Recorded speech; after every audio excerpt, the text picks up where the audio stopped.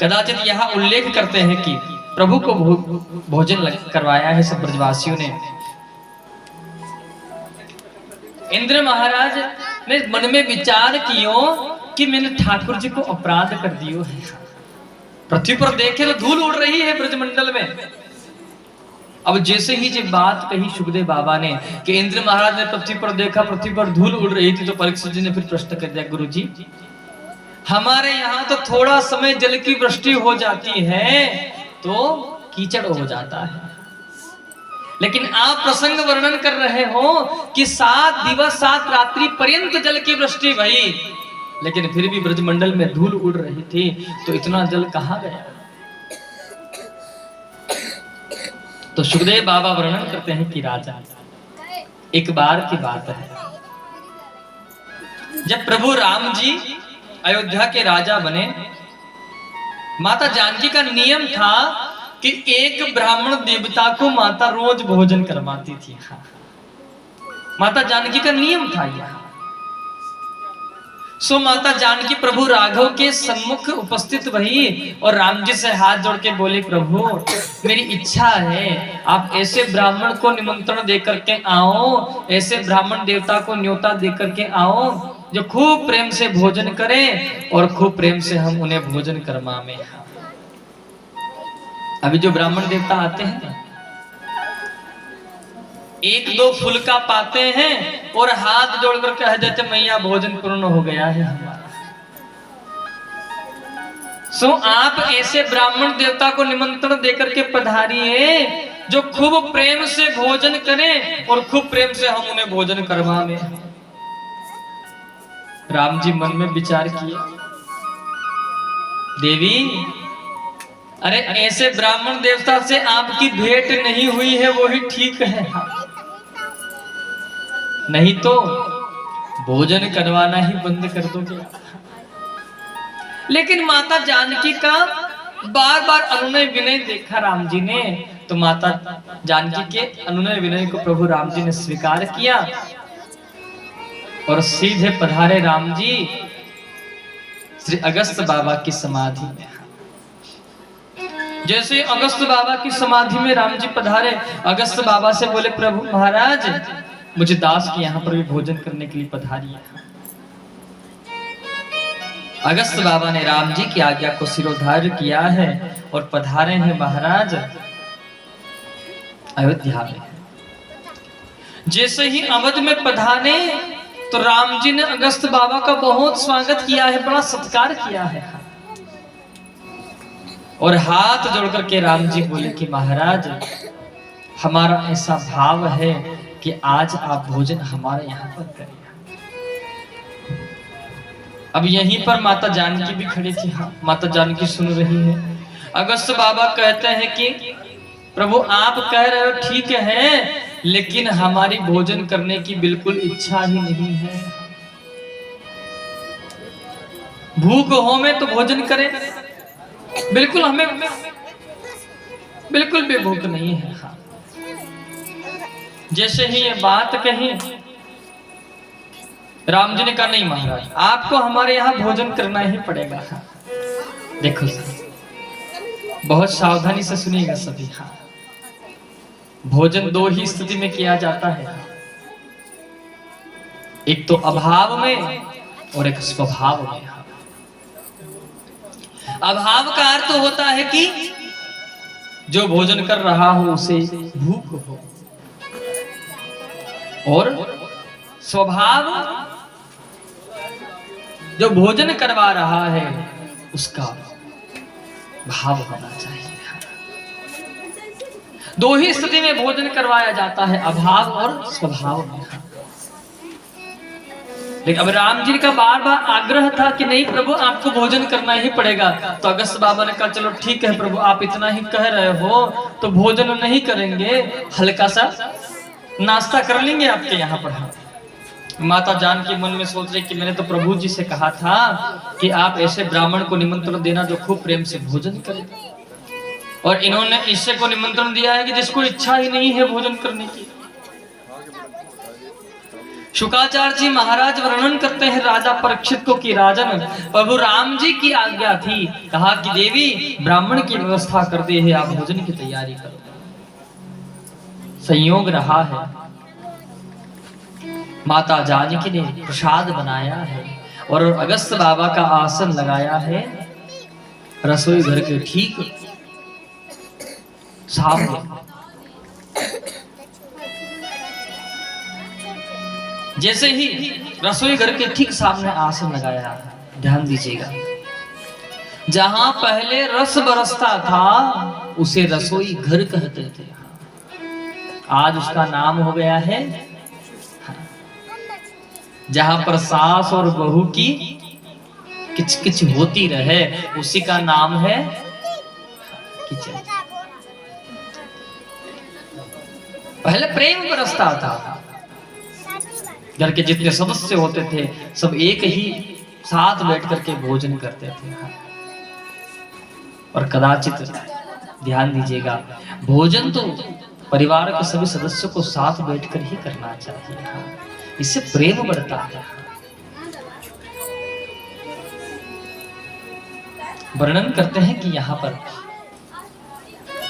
माता जानकी ने आसन लगाया है और एक सामने चौकी धरी बाबा की, उस पर सुंदर थाल भोजन की सजा करके रखी है। अगस्त बाबा विराजमान हुए हैं आसन पर और कई प्रकार के व्यंजन बना करके माता जानकी लेकर के पधारी है। अगस्त बाबा ने जैसे ही गोविंद को भोग लगाया, अपने प्रभु इष्ट को भोग लगाया है, राम जी पधारे सन्मुख और राम जी ने आकर के इशारा कर दिया, हाँ तब तक भोजन करिएगा जब तक हमारी पत्नी की इच्छा पूर्ण न हो जाए, इनका भाव पूर्ण न हो तब तक भोजन करिएगा महाराज आप।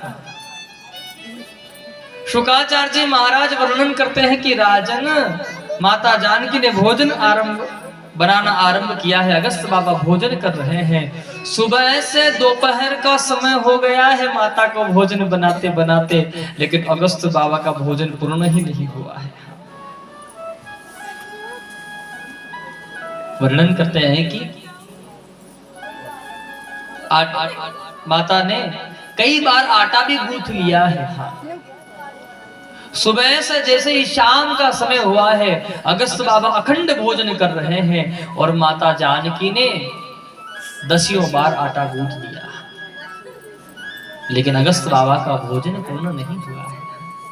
माता जानकी ने देखा ऐसे बात नहीं बनेगी, सो माता जानकी ने अपनी दास दासियों को बुलाया। अब एक दासी तो आटा गूंथ रही है और एक दासी रोटी बेल रही है और एक सेक रही है और माता जानकी बाबा को भोजन परोस रही है बस। और बड़े प्रेम के साथ में अगस्त बाबा भोजन कर रहे हैं। 3 दिन हो गया है जी भोजन को चलते चलते, अखंड भोजन चल रहा है अगस्त बाबा का। जितनी भी दास दासियां थी वो हाथ जोड़ दी, भैया हमारा सामर्थ्य नहीं है, हमको भी आराम की आवश्यकता है माता। माता जानकी ने सोचा, उसने कहा करो। अभी तक माता जानकी के मन में ये भाव है कि मैं भोजन करवा रही हूं। माता जानकी ने गणेश जी महाराज का आह्वान किया है। गणेश जी महाराज पधारे हैं अपनी दोनों पत्नियों के साथ, माता रिद्धि और माता सिद्धि के साथ। एक माता तो आटा गूंथ रही है और एक माता पूड़ी बेल रही है। रोटी में तो समय लगता है ना सेकने में, बेलने में, पूड़ी में ज्यादा समय नहीं लगता है। और गणेश जी महाराज स्वयं कढ़ैया के पास में जारी लेकर के बैठे हैं पूड़ियां तलने के लिए, और माता जानकी भोजन करा रही है। 4 दिन हो गए, 5 दिन हो गए, 6 दिन हो गए, नॉन स्टॉप भोजन चल रहा है। 9 दिन व्यतीत हो गए हैं, अखंड भोजन चल रहा है। माता जानकी ने सोचा, बाबा भोजन कितना करेंगे जी, अन्न कोष के भंडार खुलवा दिए हैं अयोध्या में। माता जानकी पहुंची 9वें दिन, अगस्त बाबा से हाथ जोड़ करके बोली, बाबा ऐसो नियम है भोजन को कि आधो भोजन जब है जावे तो जलपान कर लियो महाराज। हाँ, आधा भोजन हो जाता आप पानी पी लीजिएगा। हाँ, माता जानकी ने क्या सोचा, अगर ये जलपान कर लेंगे तो हम अनुमान लगा लेंगे हाँ कि इतने दिन भोजन किया, इतने दिन और कर सकते हैं बस। तो अगस्त बाबा क्या बोले, मैया अभी तो भोजन आरंभ हुआ है, जब भोजन का मध्य होगा तो हम जल मांग लेंगे आपसे। माता जानकी घबराई गई। 14 दिन व्यतीत हो गए और माता जानकी हार करके राम जी की शरण में उपस्थित हुई है। थोड़ा सावधानी से सुनिएगा प्रसंग को।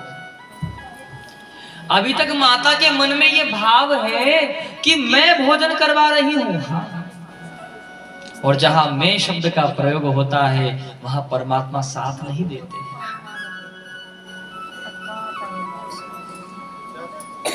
जहां प्रभु कर रहे हैं वहां तो सब ठीक है, और जहां मैं कर रहा हूं और सिर्फ मैं कर रहा हूं ये गलत है।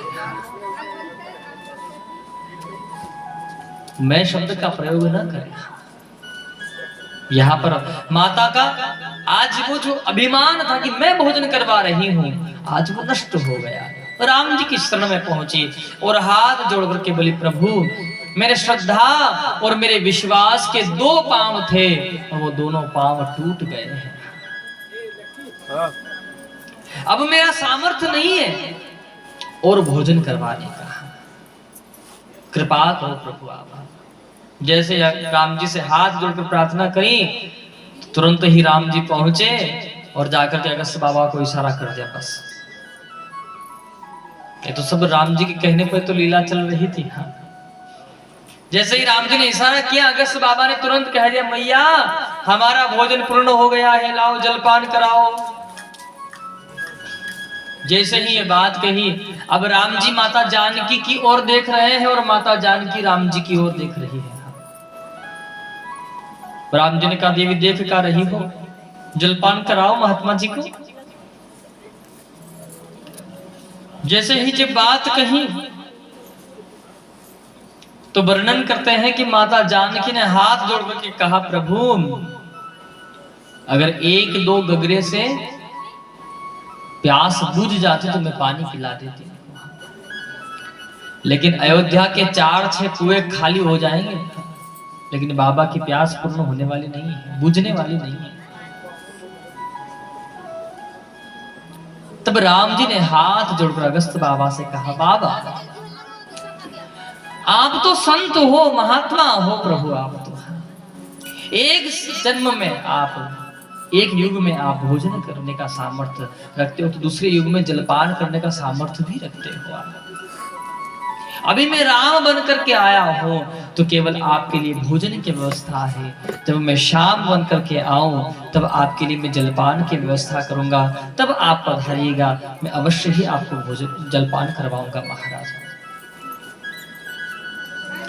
तो शुक्राचार्य जी महाराज उल्लेख कर रहे हैं राजा परीक्षित को कि राजन वही राम आज शाम बनकर के पधारे हैं। इंद्र महाराज ने क्रोधित होकर के जल की वृष्टि करी, सो मेरे प्रभु अगस्त बाबा की समाधि में पधारे गोविंद महाराज, आप पधारिए, आपके लिए जलपान की व्यवस्था है। शेषनारायण भगवान पधारे, उस गिरिराज पर्वत की चारों ओर कुंडली बना करके बैठे हैं जिससे चारों ओर जल न फैले। एक तरफ अगस्त बाबा अंजलि बना करके जलपान कर रहे थे और दूसरी ओर भगवान का सुदर्शन चक्र उस जल को सोखने का कार्य कर रहा था। इसलिए 7 दिवस 7 रात्रि पर्यंत जल की वृष्टि होने के पश्चात भी ब्रजमंडल में धूल उड़ रही थी। प्रेम से बोलेंगे।